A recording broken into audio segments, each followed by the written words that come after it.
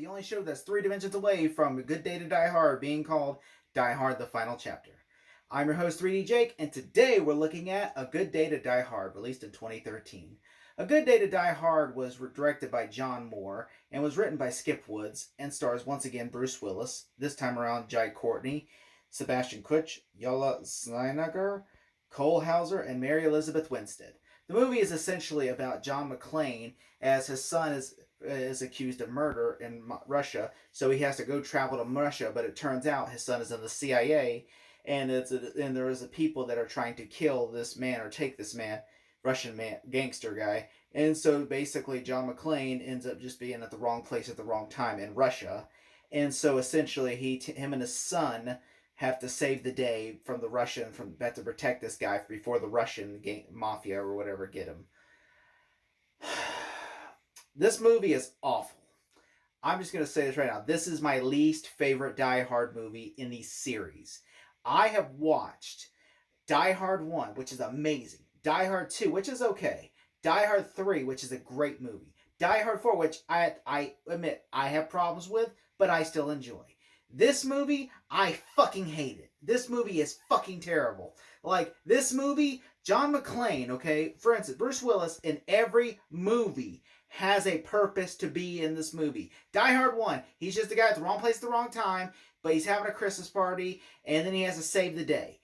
Die Hard 2, guy at the wrong place, wrong time. He's, at the airport, and terrorists, have to take over this runway, even though it's a fucking stupid plot. But he ends up saving the day. Die Hard 3, this guy wants revenge for killing Hans Gruber. Hans Gruber's brother wants revenge for killing Hans Gruber, and makes him play all these games to where John McClane has to do it, and turns out what the bigger plan of his plan is. He still actually succeeds, and it changes the escape of the movie up, but at least it's still a good movie. Die Hard 4, he's taking a computer hacker in everybody's trying to kill this computer hacker because he can undo this global terrorist hacking threat. So basically, John McClane's basically protecting this guy. This movie takes ideas from the last movie, only this time it's like, his son Jack kills somebody in Russia, and then John McClane travels to his trial, but then terrorists are trying to get this man, and Jack is trying to protect the man, and then John McClane ends up having to help Jack, even though John McClane has no purpose for the story whatsoever. This is Jack's story. John McClane is just the third wheel in this movie, and I'm like, it's so disrespectful to John McClane, because John McClane, he is the focus of every movie. Even in the fourth movie where everybody's trying to kill this hacker, but John McClane's there to protect him. He is literally the lead. In this movie, even though John McClane's the lead, he's not really. The son is the lead. The son is the protagonist. John McClane's a secondary character in his own damn movie. Literally, this movie only exists to basically fluff up his son. John McClane is just at one point, I felt defended when his son shows his son pulls a gun and says, "You need to go, Dad, go." I'm like, what? Wouldn't it make more sense if, John McClane's come on, and then they all get together and they drive off or something, and the chase scene was actually pretty good. There are things I do minorly like in this movie. I do like some of the action is actually on point, and there's the villain's death scene at the end I thought was good. But most of the movie is just, there is no plot. It's just John McClane goes to Russia and has to save the day. Yeah, that's it, really. I mean, if someone asks me, what is Die Hard, A Good Day to Die about? It's John McClane in Russia. There's some kind of thread about something that I forget. And yeah, basically this Russian guy who was the bad guy, who was I guess a scientist or whatever or something. And John McClane basically is just there because for his son's trial, even though it makes no fucking sense whatsoever. Why? Because if his son's in the CIA, his father wouldn't even know about this. And so I'm like, because the CIA keeps your information very secret. So it makes no sense how John McClane would even be there to know that. But they had to get John McClane in Russia somehow, because they couldn't just have a vacation in Russia, because nobody would go to Russia to vacation, especially now. But yeah, I mean, that, it just makes it just only feels like the movie's there because you have to have a plot, and the movie plot doesn't even really exist. It's just John McClane going to Russia, bad guy, to help the scientists from other bad people killing the bad guy, and then the scientist turns out to be bad guy. And it's just, the movie really, really sucks. I love the first one and the third one. This movie made me appreciate a Live Free or Die Hard, because even though with that movie you have to turn your brain off because it has Fast and Furious logic in the movie, this movie is awful because it has no plot whatsoever. Like, I'm watching this movie and I'm just like, this movie is Die Hard, and it offends me because there is no plot really besides. I mean, there's a small subplot, and this movie is written by the way, Skip Woods, who did rewrites on. He's Bruce Willis's writer. He did rewrites on Live Free or Die Hard, but like I could tell nobody wanted to write this movie because that's the only reason why he wrote this movie by himself solely.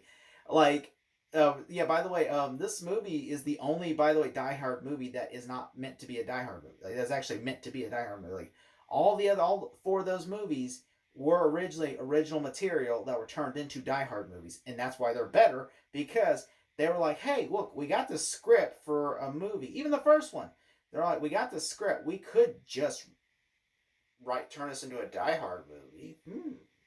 I mean, I'm not gonna lie, that is a much smarter idea. They literally should have just found something and turned it into like Olympus Has Fallen. It has a similar plot to Die Hard. Anyway, not this movie, but just like, okay, it's terrorists taking over the White House instead of a building. They take over the White House. I'm like, literally, this should have been a Die Hard movie other than this movie. Like, I remember I was so hyped for this movie. I loved watching the trailer because it had like the Christmas theme in the trailer, like where it plays the like, and I'm just like, oh, I'm so excited, and it was such a good trailer, and I was so excited. And then I saw the movie, like, this is one of the worst movies I've ever seen. This is the worst Die Hard movie ever made. It literally insults my intelligence to even talk about this movie because I love Bruce Willis, but it just feels like they offend him. Like, and also which, you know what? The funny part about the movie, I'm not blaming the movie for this. I blame really the studio or the marketing or the studio. Maybe I blame it's not really even the studio. I probably is the trades I really blame for this. But I thought Cole Hauser, who you might know from Yellowstone, who by the way was also the villain in Fast and Too Furious, who was also in Olympus Has Fallen, that same year. He, was labeled in the trades as the main villain, but turns out he's not the main villain. I think Sebastian Kutch is the main villain, but then it really is the other guy who is the main villain, where basically, the guy who eats the carrot is framed as the main villain, but then it turns out the scientist is really the big twist villain. Where I'm just like, this feels such like a cop out, and no, and that's not a pun to Bruce Willis's movie Cop Out. But I'm just saying, like, this movie, like, by the way, Cop Out is a much better movie than Good Day to Die Hard. I'm just saying. I mean, if you really, really want to watch a good movie that stars Bruce Willis that's not Die Hard after you finish the first four movies, I just go say watch Red. Red is a very good movie. Red and Red 2, but Red 1 is very, very good. I'm just saying, I would rather you go watch Red 1. Not Red 1 with The Rock. I'm talking about Red, the first Red movie, starring Bruce Willis. That one you should go watch. It is a very good movie, and it's much better than watching this last awful Die Hard movie. I'm sure somebody liked this movie. But, like, this movie just, like, it doesn't really have anything. Like, it literally, even the trailer has, like, there's, like, okay, so there's, like, a bad guy in the movie. Okay, the bad guy is this guy eating character after this other guy because about something like a nuclear code, or he has, like, some kind of chip or something that's supposed to help relaunch a revolution in Russia or something. And so, basically, everybody's trying after this Russian guy. John McClane and his son are protecting him.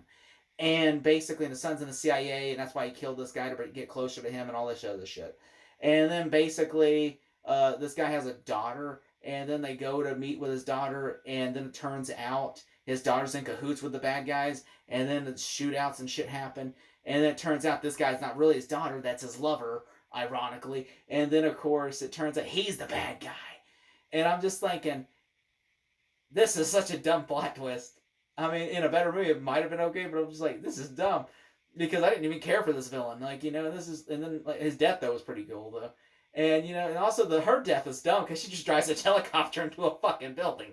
And I'm just like, that is so dumb. And, I'm just thinking, like, that is so dumb. His death was cool, though. Because I think he falls into the helicopter blades. I mean, he just gets cut in half. But I do like there's a car chase sequence I like, and there's a couple of, like, the shootouts I like, and that last third I thought was pretty decent. But yeah, most of the movie is forgettable. Yeah, and also Cole Hauser is only in the movie for like 5 minutes. He plays Jai Courtney's boss. He's not even nothing. He's not even the villain of the movie. That was just mislaid by the market, by the trades. That's not him at all. That he's not the villain at all. He's only in the movie for like 2 minutes at most, and he gets killed off by like assassins. They shoot up the building. And John McClane makes it out. I do think that I do. Also, by the way, this movie has an extended cut of the movie, but this is the first time ever where they've cut stuff out of the extended cut and made the theatrical cut better. Like, I was watching this movie. I have the extended cut and theatrical cut on Blu-ray. I watched the theatrical cut. Mary Elizabeth Winstead, who plays John McClane's daughter in the movie, she only appears like two or three scenes. She is in the movie in the theatrical cut, but in the extended cut, she's not in the movie at all. In fact, I'm like, why would they even cut this out? Like, really? Did this director hate Mary Elizabeth Winstead or something? Like, I watched this movie and I'm just like, where is she in the extended cut? Like, and there's only like the extended cut's only for like a couple of gags. Like when John McClane is done looking through trunks, they find a dead body, and it's just like, huh.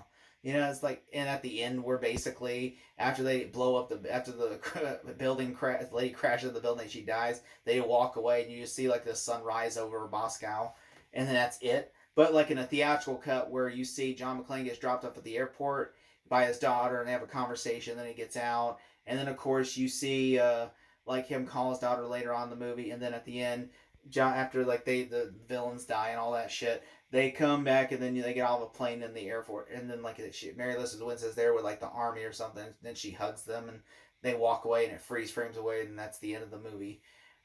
This movie is not good. It made me appreciate Live Free or Die Hard more. And I loved the first Die Hard, and I loved the third one, and I love Live Free, and it made me appreciate Live Free or Die Hard. So, I mean, that's a perfect trilogy.